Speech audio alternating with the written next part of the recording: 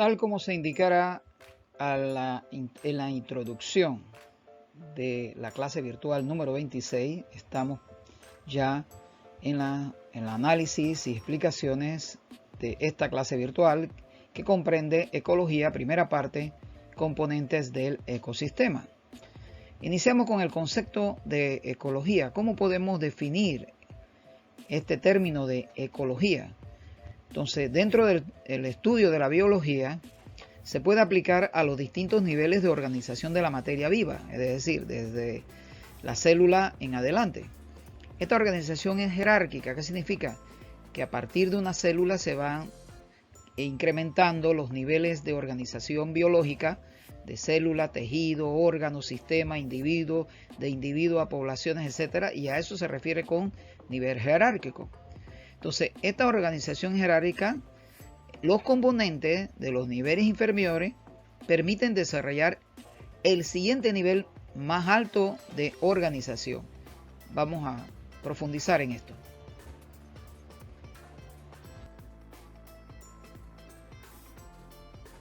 Así tenemos pues que además de asociarse los niveles inferiores, se generan nuevas características propias de cada nivel, las cuales se conocen como propiedades emergentes, tal como la vida que aparece en el nivel de la célula. Tal como lo dijimos, a partir de la célula se organizarán tejidos, estos a su vez se asociarán para formar órganos y así sucesivamente hasta que se forman los individuos. Los individuos se asocian en organismos de la misma especie para crear poblaciones y a su vez estas poblaciones se reúnen en un espacio físico para formar las llamadas comunidades. Vamos más adelante a ver cada uno de estos en detalle.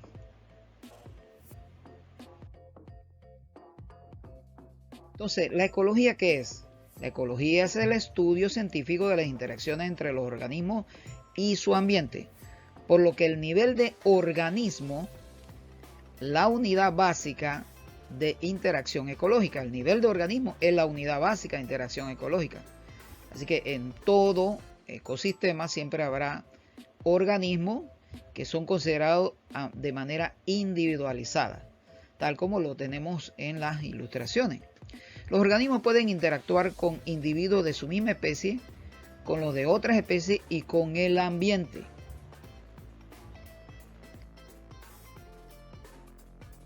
Entonces, esas interacciones entre el organismo y su ambiente son procesos de dos vías, ya que los organismos influyen en su ambiente y el ambiente influye en ellos.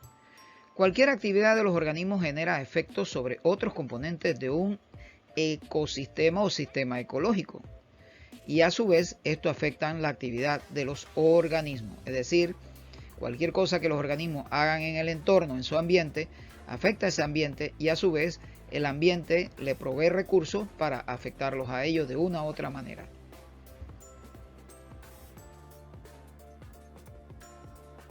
De estas interacciones es que surgen los niveles de organización biológica, sobre los cuales los especialistas realizan estudios e investigaciones a nivel de ¿qué?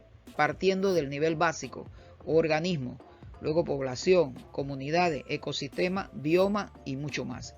Cada uno de ellos con características y propiedades particulares.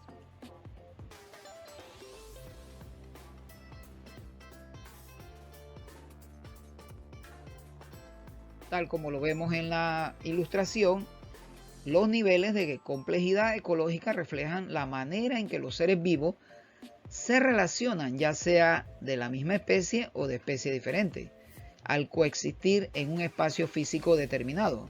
Tal como tú lo puedes ver aquí, hablamos de individuo, organismo, que es el nivel básico en el ecosistema. Luego este se asocia con organismos de su propia especie formando la población. Luego esta población se asocia con otros seres vivos, con otras poblaciones de otras especies de seres vivos para formar la comunidad en un espacio que comparten en común y un tiempo compartido en común y recursos naturales compartidos en común.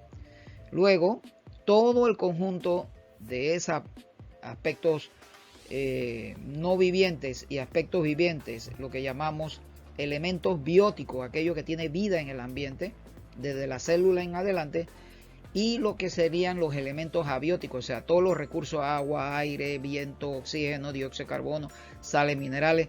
Todo eso formará el ecosistema, y todos los ecosistemas del planeta formarán entonces los biomas.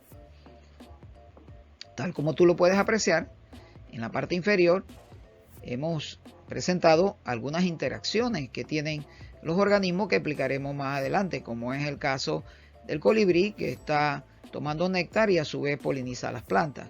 Aquí la hormiga transportan material que llevan al subsuelo, y obviamente parte de ese material que llevan al subsuelo se convierte en abono para las plantas.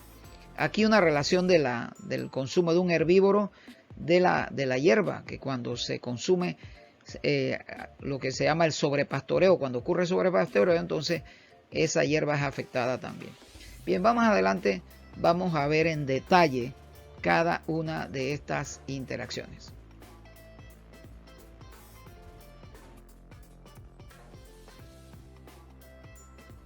Los componentes del ecosistema.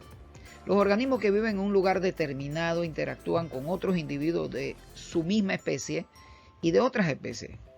También se relacionan con factores abióticos para mantener su existencia.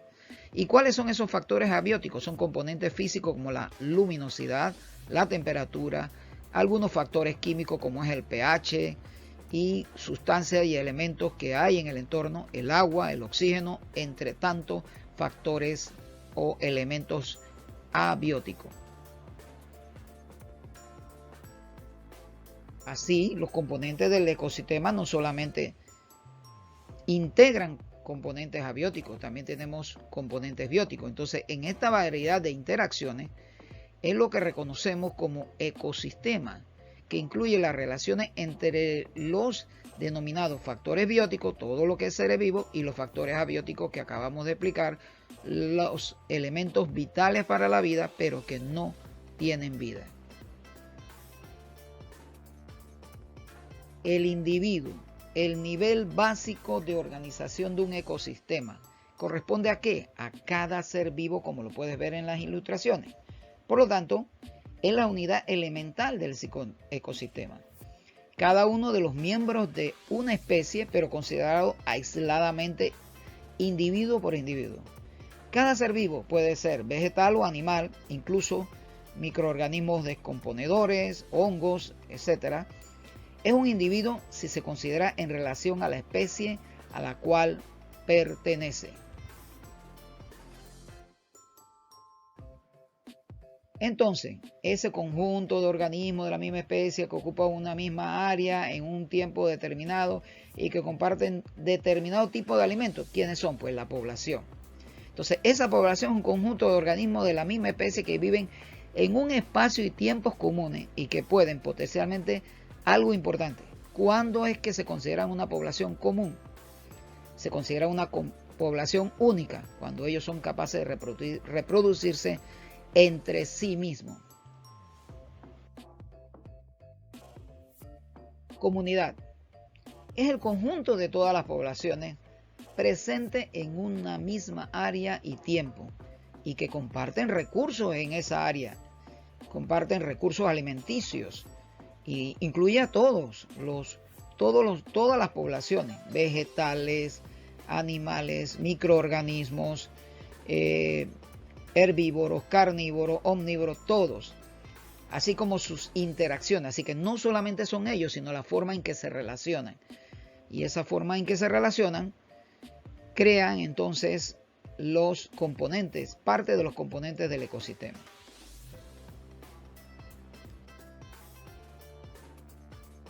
Así que vamos al concepto de comunidad.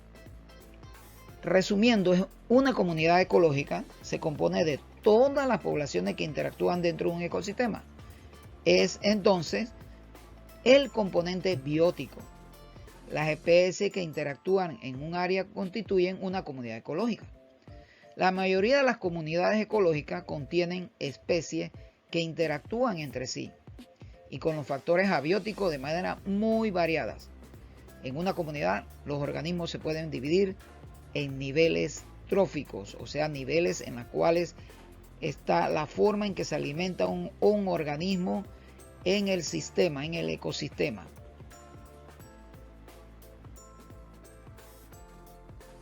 Por ejemplo, el primer nivel trófico, por supuesto, aprendimos que es las plantas y que está gracias a realizar fotosíntesis y nutrirse a sí mismas, son los llamados autótrofos. ¿De dónde obtienen la energía para producir ese alimento para ellas y para otros seres vivos? De la energía que reciben del sol para realizar ese proceso de fotosíntesis. Son entonces los productores del alimento básico, que obviamente le va a servir a los herbívoros. Y corresponden entonces, siendo así, el primer nivel trófico dentro de la cadena alimenticia.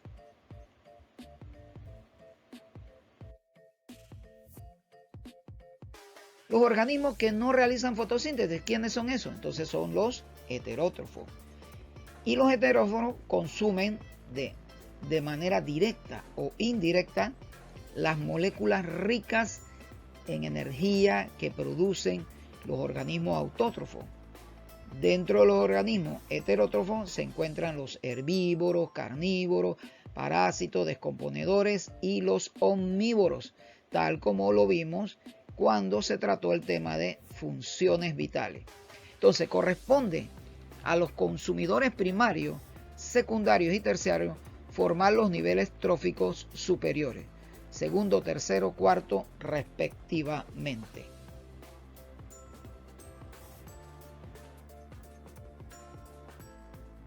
Además de las interacciones que se pueden establecer con quien consume a quién, que permiten conocer el flujo de energía en la biomasa. ¿Qué es la biomasa? Toda la masa de los organismos que viven en un medio determinado, o sea, toda la masa de los seres vivos que están en un espacio físico que comparten con alimentos, nutrientes y todo lo demás, que es lo que llamamos ecosistema. Entonces, toda la masa o biomasa ¿de qué? Entre las especies. Entonces se reconocen otras interacciones en las cuales las especies resultan beneficiadas o perjudicadas. Estas influyen en la estructura de las comunidades y, por lo tanto, moldean el comportamiento y las características de las poblaciones. Aquí tenemos entonces esos tipos de relaciones que vamos a profundizar poco a poco en el análisis en este video tutorial. Tenemos el mutualismo, la competencia, el comensalismo, el parasitismo, la depredación y la simbiosis.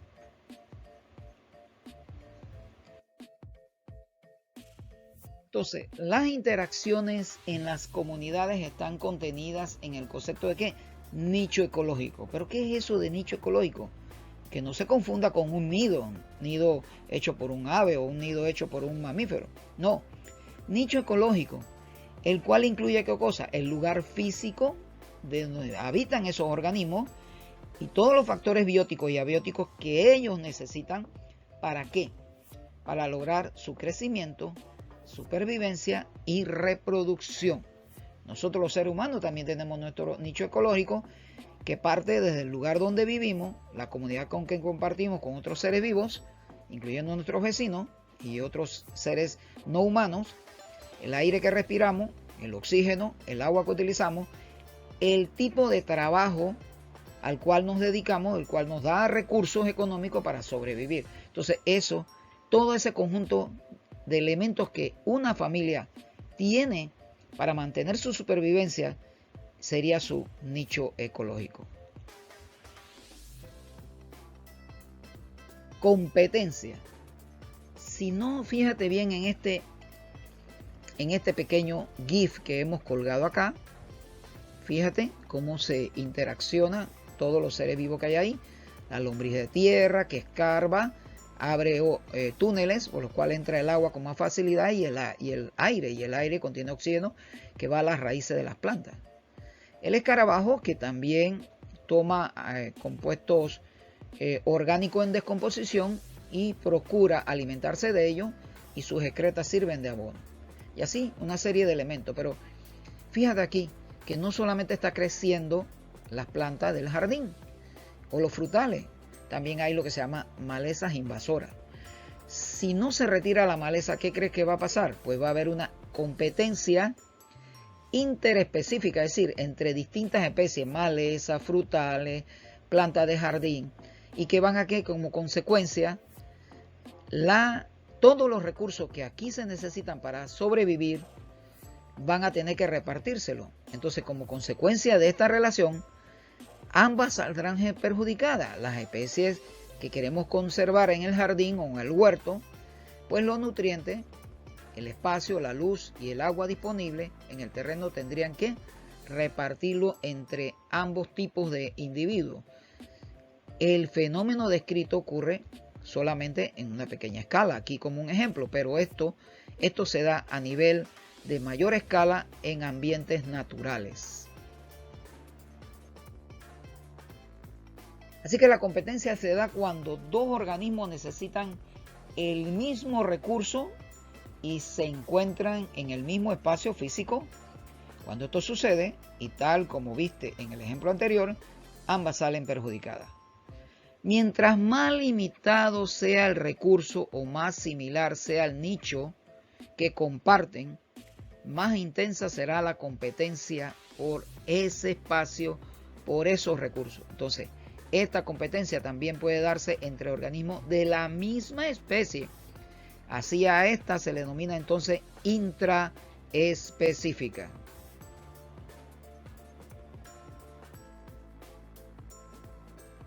Aquí tenemos unos ejemplos que vemos en estas hormigas que están tratando de ver quién se lleva la gota de agua, y estas palomas que tratan con este abejorro de pelear esa miga de pan. Entonces, esas relaciones interespecíficas entre organismos de la misma especie y interespecífica o intraespecífica, organismos de la misma especie, e interespecífica en organismos de diferentes especies. Entonces, la competencia es una forma de interacción entre individuos de la misma especie, o sea, la intraespecífica, o de especies diferentes, la interespecífica, que como luchan por el mismo recurso, el cual suele estar en cantidad limitada, de manera que ambos organismos o especies se ven perjudicadas en esta relación. Principio de exclusión competitiva. Dentro de la competencia que se da entre seres vivos por los recursos del ecosistema, tenemos esta. Si observan bien, tal como lo vemos aquí, las aves amarillas son las dominantes en un momento dado. Una nueva ave que invade el ecosistema, las aves rojas empiezan a reproducirse con más eficiencia, a obtener los alimentos con más eficiencia que las aves amarillas y se vuelven mayoritarias. Tarde o temprano, las aves rojas, por ser más eficientes, capturando sus presas y reproduciéndose, porque tienen mayor recurso, ellas entonces digamos que son las que sobreviven al ecosistema. Por lo tanto, según este principio, cuando dos poblaciones compiten por el mismo recurso, una resulta más eficiente que la otra, lo que tiene efectos en la reproducción y el crecimiento poblacional, que es mayor en las más eficientes y menor en las menos eficientes.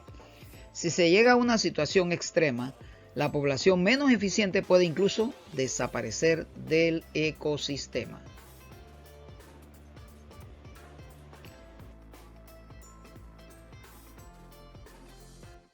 La depredación.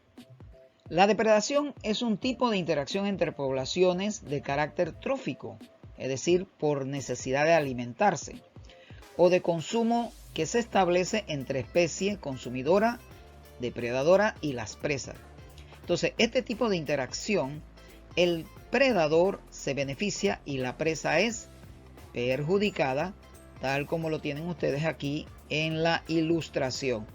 Todos los depredadores sacrifican su presa para poder obtener alimento.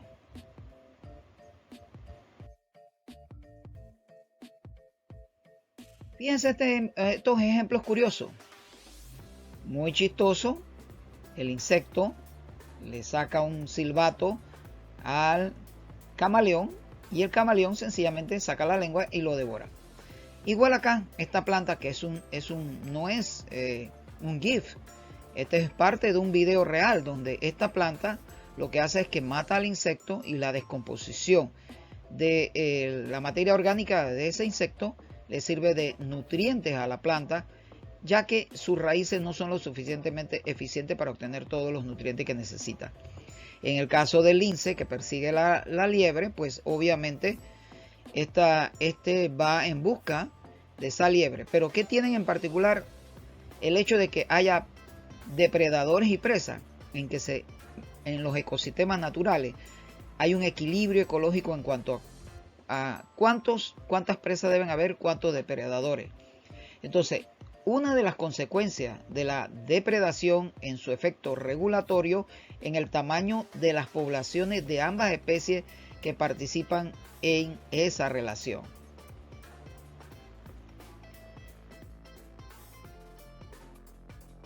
Por su parte, la herbivoría y el parasitismo se pueden considerar como tipos particulares de depredación, en los que la presa no es consumida en su totalidad, o el consumidor no mata inmediatamente a la presa y ésta puede mantenerse durante el tiempo a pesar de ser dañada o consumida parcialmente. Es el caso de los parásitos que nos invaden, las bacterias que viven dentro de nosotros no nos matan, pero nos necesitan.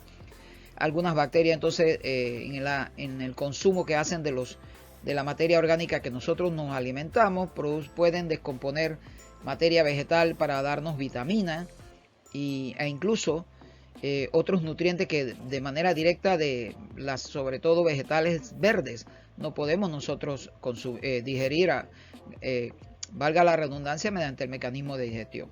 En el caso de la herbivoría, que no es más que el pastoreo intensivo de algunas áreas, cuando este es demasiado intenso, se dan las que se llaman las desertificaciones, es decir, ese espacio que se dedicó a mucho tiempo a la ganadería, su suelo queda muy estropeado y con el tiempo se convierte en una especie de suelo casi desértico. Entonces aquí, como pueden ver, esta especie de gusano es invadida por otro parásito que lo ataca de manera rotunda.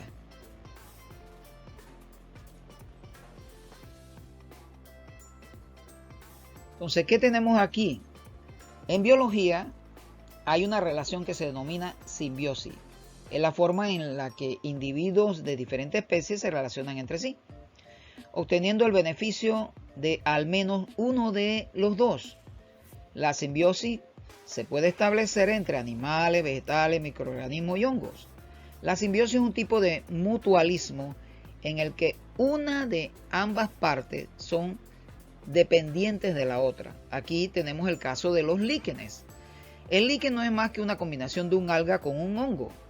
El líquen puede sobrevivir de esta manera gracias a esa asociación, en la que es la productora de fotosíntesis quien da oxígeno y ciertos nutrientes, es la planta, mientras que el hongo proporciona materia nutricional al alga, producto de la descomposición de la materia orgánica que hace en el entorno.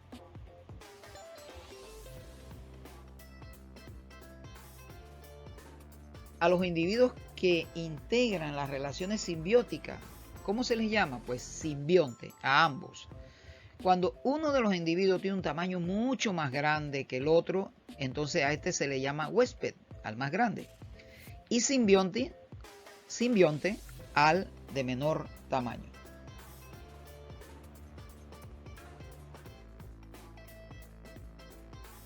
Si consideran los beneficiados, si se consideran los beneficiados y perjudicados dentro de la relación simbiótica, se identifican las siguientes clasificaciones. Empecemos entonces con el mutualismo, tal como ustedes lo pueden ver en la imagen. Ambas especies se están beneficiando. El colibrí toma su néctar, pero poliniza las plantas igual que la abeja. Y aquí en el caso del pez payaso, ¿qué hace? Él ahuyenta peces que tratan de devorar la anémona. La anémona le da protección porque recuérdense que ella tiene unos tentáculos que son venenosos, tiene aguijones. Así que él se mantiene allí protegido de otros peces que pueden ser depredadores del pez payaso, pero a la vez el pez payaso rechaza peces más pequeños que vienen a la anémoda a devorarla. Entonces, estas relaciones de mutualismo es una interacción en la que ambas partes se ven mejoradas, su capacidad de ¿qué? De sobrevivir y tener descendencia.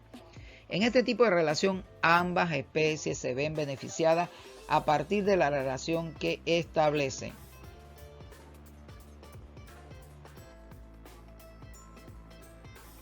El parasitismo es otro tipo de relación que hay básicamente de depredación. En ella se relacionan dos individuos de distintas especies. Uno es el parásito que se beneficia y la otra es el perjudicado, el organismo parasitado. En este caso el ejemplo es de la garrapata, que obviamente ustedes conocen bien cuáles son los seres vivos que son parasitados por esta especie, incluyendo al ser humano. Entonces, el parasitismo en esta clase de simbiosis, uno de los individuos se ve beneficiado a raíz de ¿qué? De la relación que establecen, mientras que el otro se ve perjudicado.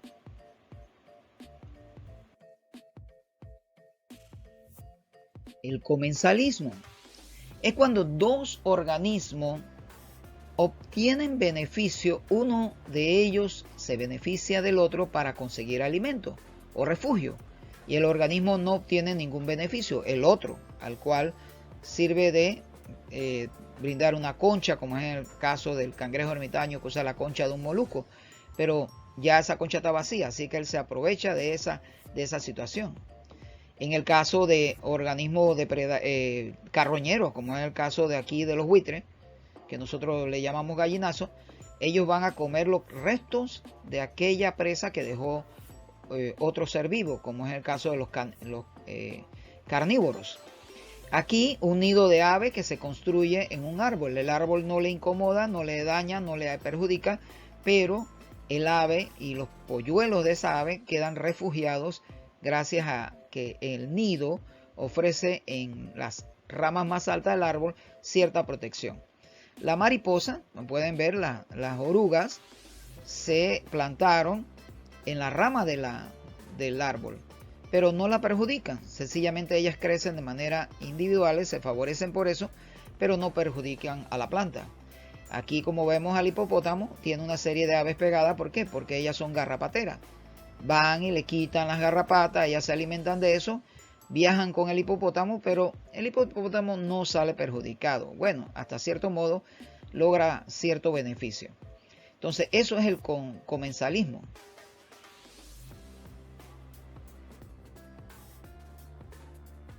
Entonces, tenemos que el comensalismo es un tipo de interacción en el que una especie utiliza y se ve beneficiada de otra población, la que no se ve afectada. Por ejemplo, carnívoros como tigres y jaguares dejan abandonados restos de presas que son aprovechados por otros organismos, o las orquídeas que viven sobre los árboles sin afectarlas, como tú puedes ver aquí.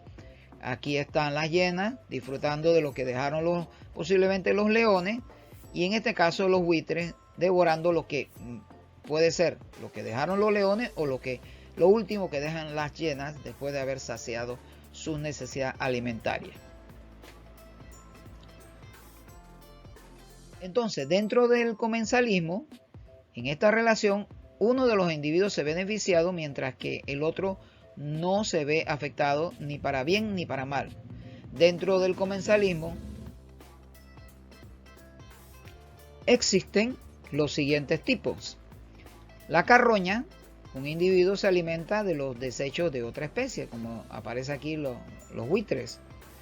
Y la foresis, una especie utiliza a otra para protegerse o como medio de locomoción, tal como lo ven aquí en el que el pájaro carpintero lleva a una especie de ardilla sobre sí mismo, y esta escarabajo va transportando encima de él una serie de pulgones.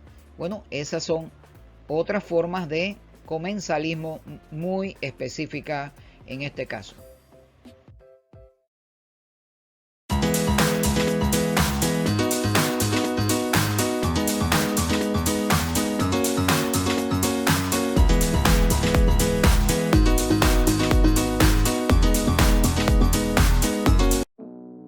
Los seres humanos utilizamos el estudio de los ecosistemas para describir cualquier rincón del planeta y así conseguir comprender mejor la naturaleza.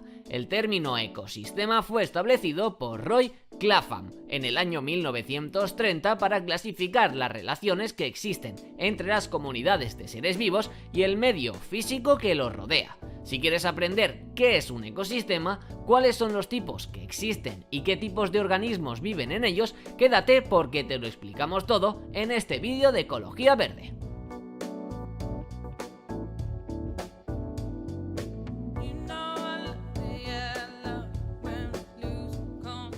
¿Qué es un ecosistema? Un ecosistema es un lugar de la naturaleza formado por un espacio determinado y los seres que lo habitan. El espacio determinado es el medio formado por componentes abióticos, como la energía, el calor, la luz, el aire, la disponibilidad de agua y de minerales en los suelos. Los seres que habitan un ecosistema son todos aquellos seres con vida, como microorganismos, hongos, vegetales, peces, aves o cualquier animal. Podemos clasificar los ecosistemas entre naturales y artificiales.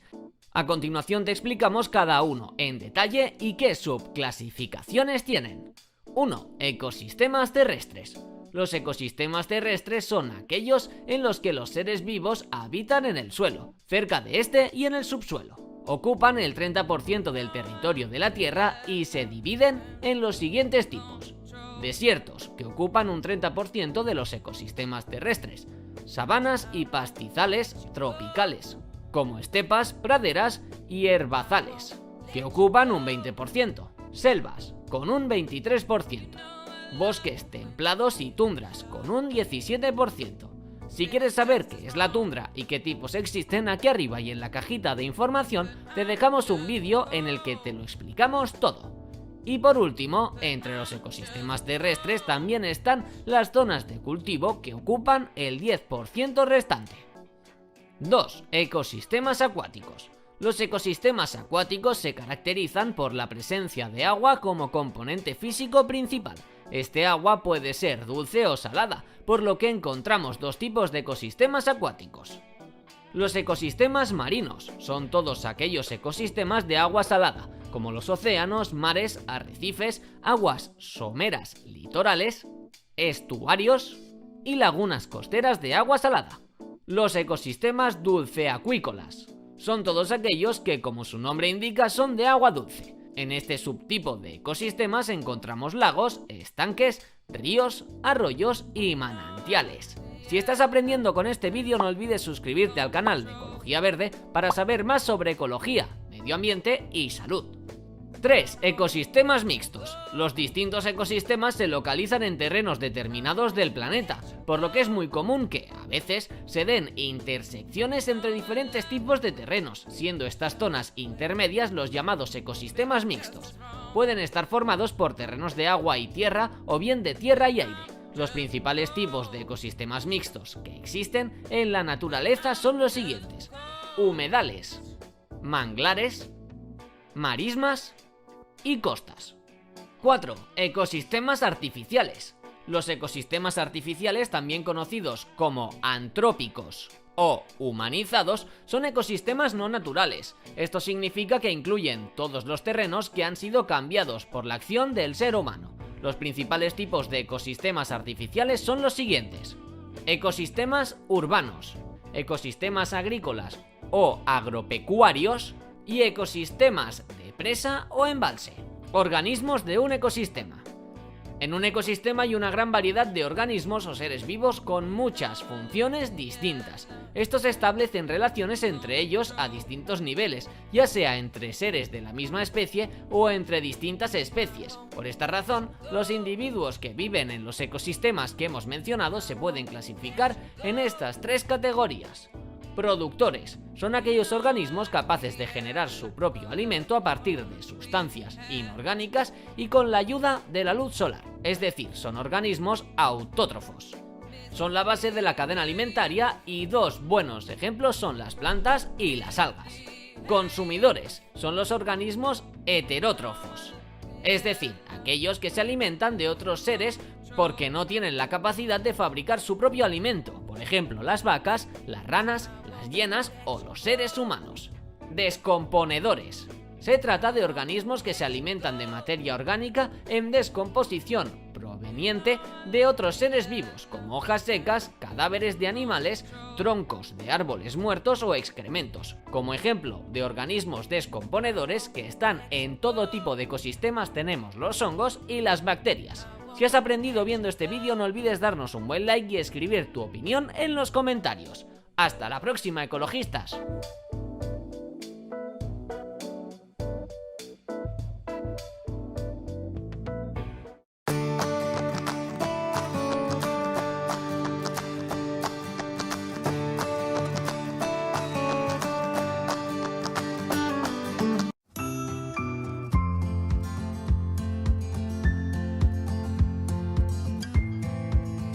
Los niveles de organización ecológica son clasificaciones de los seres vivos y espacios geográficos, tomando en cuenta las características que poseen y la relación que existe entre estos.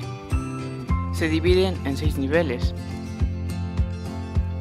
Individuo. Se refiere a un ser vivo que pertenece a una especie y se considera independiente. Podemos tomar como ejemplo a una sola persona, la cual es perteneciente a los humanos. Población. Es el conjunto de individuos de la misma especie que habitan en un lugar determinado. Una manada de cebras son una población. Comunidad. Es la agrupación de individuos de diferentes especies que se relacionan y tienen características en común. Nosotros las personas vivimos en comunidad, ya que nos relacionamos con otros seres como los perros, gatos y aves. Ecosistema. Abarca desde las comunidades y el espacio geográfico en el que habitan. La sabana es un ecosistema, ya que en ella viven diferentes especies como los leones, gacelas o búfalos. Bioma. Un bioma es un conjunto de ecosistemas que tienen características en común, como las especies de animales que albergan y la flora. Y por último tenemos a la biosfera. La biosfera es un sistema en el que se desarrolla la vida. Biosfera significa envoltura de vida. En nuestro caso, la biosfera en la que habitamos es el planeta Tierra.